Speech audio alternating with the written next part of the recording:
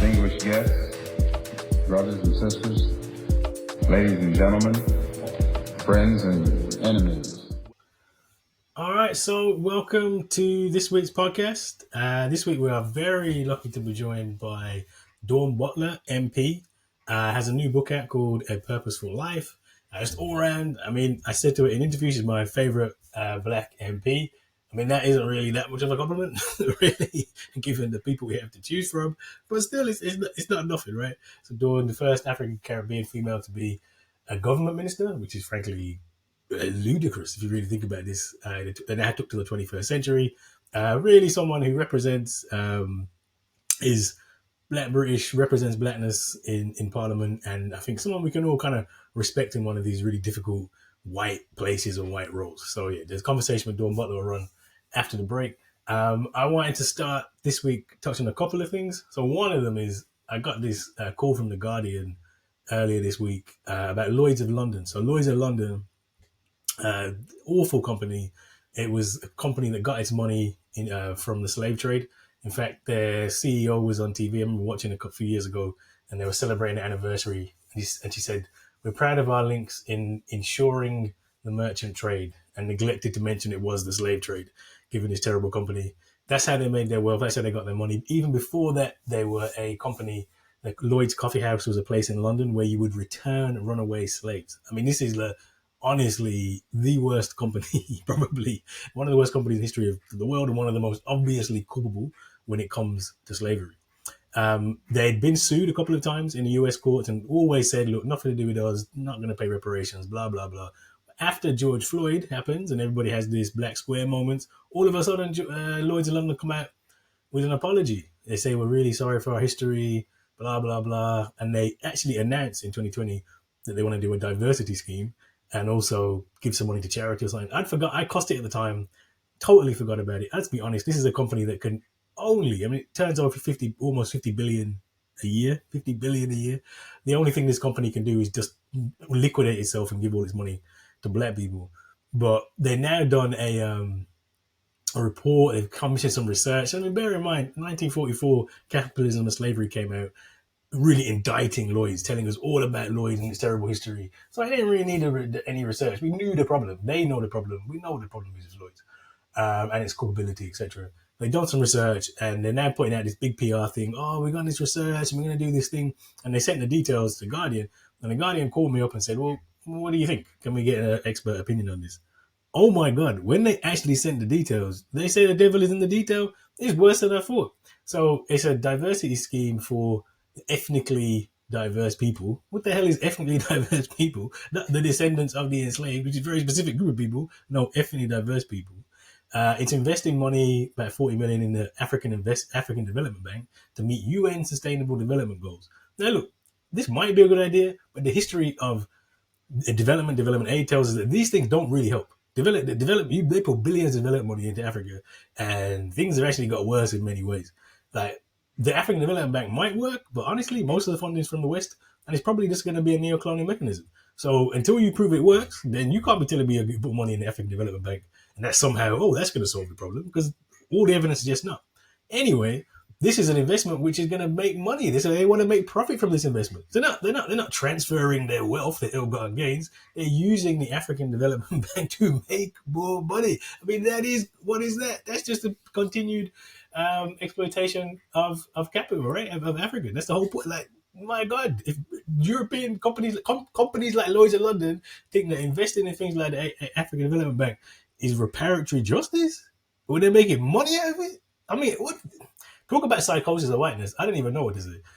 And then the other thing they wanted to do was, I think they're giving like 140k to charities. They're actually giving 140k to charity and spending money on this diversity scheme. Now look, a diversity scheme is important, but that's nothing to do with slavery. I talked to dozens of companies about their corporate responsibility, and they should all be doing diversity schemes. What has that got to do with slavery reparations? Like, honestly, nothing. The answer is absolutely nothing. Nothing at all. Nonsense. So this scheme, and the other thing about Lloyds, how they justified it, was they said they spoke to their about 200 ethnically diverse staff, and they didn't think that giving money to the descendants of the enslaved would be the way forward. Whoa, Hey, what a surprise! Your employees don't want to challenge the corporation, and and had a couple of other experts in the insurance industry to kind of back this up. Didn't speak to anybody. Look, I ain't expecting them to talk to me. Me of all people, it says Bond Lloyds in London, but there are many, many, many credible people that they could have spoke to about reparations, and all of them would have said, "Look, you have to make a meaningful effort to give large parts of amount of wealth to the descendants of the enslaved." Not have to be individual checks that can be thinking about things like a community fund, things you can do, etc., to the Caribbean, etc. But what they've basically done, Lloyd, this is reparations washing. This is, they know their dirty history that they've never wanted to acknowledge. They're trying to get ahead of it, and they're just saying, look, we've done these things, look, reparations, shouldn't you be happy? No, we shouldn't be happy. Tell Lloyds to go bond themselves, and that's me being polite. So but this is what I worry about reparations, because this is where we're headed. This is where we're headed, honestly. Companies, we've seen it. Guardian did it, to be fair. Actually, Guardian did it a bit better. They at least engaged some experts on this. But you've seen it with Guardian, you've seen it with universities, University of Edinburgh, Glasgow. This is what they're doing now. They're going to be doing, we're going to have all these things where they say sorry, they do nothing, there's nothing even remotely like reparations. And then so they can have good PR. This is the reparations washing, it's a PR exercise. So yeah, like, honestly, like, psychosis is the only way you can describe the way these corporations act. But this is I think going to be the logical endpoint of reparations, unfortunately, unless we push back and push back hard. Like, we cannot be accepting this as something positive, as some step in the right direction. It's the opposite, and I really want to stress this. It's not just that they're not doing enough; it's that what they're doing is actually more harmful, because what it keeps intact a company like Lloyd's, it keeps intact all of the social and economic problems that exist because of slavery. In fact, it makes them worse in many ways if you're investing into the ADF, the African Development Bank. Don't get me started. While they're washing their hands about making themselves feel better. Now, there's no worse thing you could do. It's better to do nothing than to do something which is less than nothing. It's actually worse. So we really cannot accept any of this. I mean, Lord have mercy. I don't even know what to say. So yeah, don't accept it. We need more. And if you want reparations to be, then reparations has to be much more than that. A second point I wanted to hit again was thinking about, we're in the midst of, we started putting up the intros on YouTube, and the next one we're going to put up is going to be the intro where I'm talking about Israel-Palestine and the whole, Black Studies approach to seeing that issue. And that was about a month ago, and in the video, it's like 1,000 people been killed by Israel in Gaza. And now it's up to more than 10,000, including 4,000 children. I mean, it's spectacularly bad. Like, this is, the word genocide is the word we should use, right? Because it's clearly an attempt, talking about settlement again, talking about occupation of Gaza as well as occupation of the West Bank. Like, this is an effort to push people out and really to kill people, kill children. I mean, it really is appalling what is happening.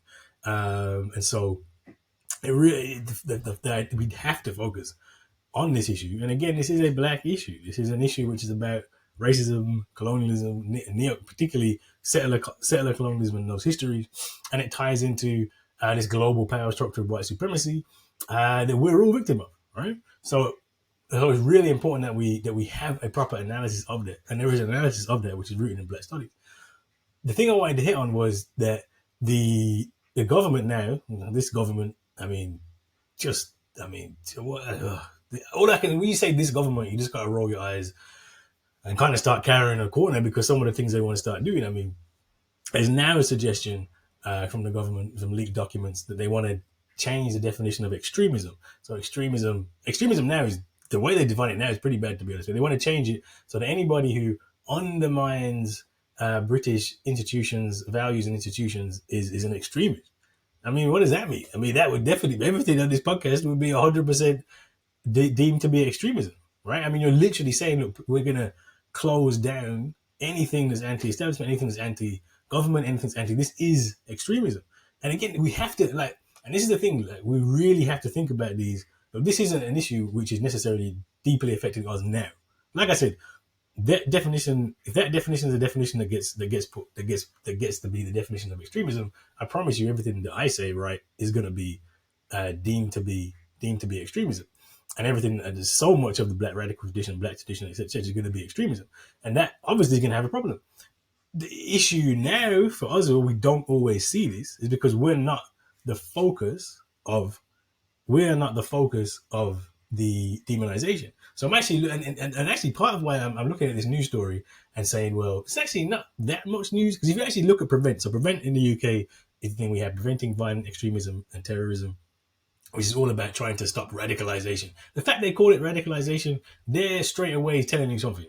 Radicalization, as though being radical is a bad idea. Look, everything we are about should be radical. We need radical new ideas. So the fact that radicalism and extremism are conflated together, this is a problem. And this is actually why when this first Israel-Palestine thing popped off, I criticized Hamas, and I'll do it now. Say we conflate extremism and radicalism all the time. Going around killing civilians, when Israel does it, it's terrorism. When Hamas does it, it's terrorism. That's extremism. That's not radicalism. And we should never confuse the two. Like, you could have violent revolution, don't get me wrong, but going around indiscriminately killing kids, that ain't radical. No. From either side, it's not that radical. And we do ourselves a damage when we conflate radicalism and extremism. Right? And this is what the government does. Anything that's radical is extreme, and everything that's extreme is terrorism. And that's that link that we have to break and have to think about what radicalism is differently. Like I said, we should radicalize people, but that doesn't mean radicalism and terror are very different things. And if you can't break that in your head, then that's part of the problem. Honestly, if you think that terror is radical, then you are part of the problem. Because that is not what radicalism is about. Reimagining, rebooting, building a different world, not just indiscriminately hitting out on violent the terror. It's not what the point is. But the reason why this news story isn't necessarily the news story we think it is, if you actually read the prevent agenda, it actually already includes some of this language. So I'm looking through the prevent guidance, because I remember some of this being in here. And one of the, I want to read from it directly, that says, look, they actually specify Muslims. So they actually specify Muslims. This is about Muslims. And I say, this is about Muslims now, but it can very quickly be about us. Like, even says it in here. Like, it's about Muslims, and they kind of put far-right racists in there because they need to put something, say it's not just about Muslims. But they also very clearly say, look, they need to, where's that looking for? Radicalizers create and take advantage of permissive environments to promote or condone violence, and to spread, this is a bit here, and to spread poisonous ideologies that undermine our values and society. Our values and society they're talking about, it's definitely at mine. But this idea that undermining the values in society, it's already in the legislation. It's already there, right? If you undermine the values, undermine society, you are an extremist. So it's already there. The framework for this is already there. And they really want to stress that. They actually make a point to say this includes instances where the exact ideology is unclear, right? And they go on to list established terrorist narratives exhibit common themes such as, obviously, anti-Semitism, misogyny, anti-establishment, anti-LGBT grievances, and religious or ethnic superiority. Notice they don't say racism in there anywhere. Notice they just miss out white supremacy and racism. But the key thing you want to look at there is anti-establishment. The government legislation already says that if you undermine the values in society, right, whatever these so-called British values are, whatever the key tenets of racist society are, if you are anti-establishment, then you're already an extremist. So it's already there. Like, this is just a tweak. This is essentially just a tweak to put this stuff higher up in the document than it was previously. And it should, again, terrify us, because prevent is not nothing. Prevent actually puts a duty on teachers. Me, myself, university lecturer, I'm supposed to be reporting people if they're extremist tendencies. Well, I mean, I should be reporting myself. Like, literally, if I go by this definition, that already exists, by the way, not going to exist, already exists, I should report myself. Because I'm under, everything I talk about undermines his values in this racist, beastly, ghastly society, right? Now, everything is anti-establishment. Like, you can't be anti-establishment to be extreme. What if the establishment is racist? Surely the only thing you can be is anti-establishment. So we're in this really dangerous place where already the framework is there to criminalize dissent, and the only reason we haven't maybe raided this more is that because it's just been Muslims. Let's be real clear. This is an attack. Prevent is directly, purposely, more 100% focused on Muslims. This conversation they're having now is about Muslims. It comes out of Corella Braverman's stuff around the marches, the anti-Palestine, free Palestine marches as being hate marches and all this stuff. Comes out of the idea that, saying free Palestine is anti-Semitic, which, I mean, again, psychosis is the only term you can use to describe this. But we are in this place where, they think they're talking about trying to the police have more powers now. So the policing bill that went through last year gives the police more powers to ban protests, and they're actually discussing banning the Free Palestine protest on Remembrance Day. I mean, that's where we're at. Like, the government is not moving to fascism; it's already there. The actual architecture is already there. They just need to decide to apply it, and they can certainly apply it much more broadly to us, to anybody as well. Right? So when they start calling for the Muslims, believe me, they'll be coming for us. Once they're afraid, if they ever become afraid of black radicalism, they'll be coming for us. That's the truth. So this is our issue. 100% is our issue anyway, because it just is like the world and how we figure out how white supremacy, a white supremacist threat anywhere is a white supremacist threat everywhere. But we have to be taking this seriously. We have to have solidarity. And again, just free Palestine, like free Palestine. And if someone says that's anti-Semitic, what can you say? But anyway, so that was the rant for today. Well, after the break, we're gonna have Dawn Butler, who again, interestingly enough, Dawn Butler is in the Labour Party, is in this role in Parliament, but has really managed to stay black. Has really managed to represent and to talk the truth. And I think the interview will see that there's no as Malcolm said, there's no flim flam here. And this is what we really love. This is what we really need to see more of from our politicians, etc., etc., etc. So I'm gonna leave it there, and then after the break, we're gonna have a wonderful interview from the amazing, wonderful, unique Dawn Butler MP.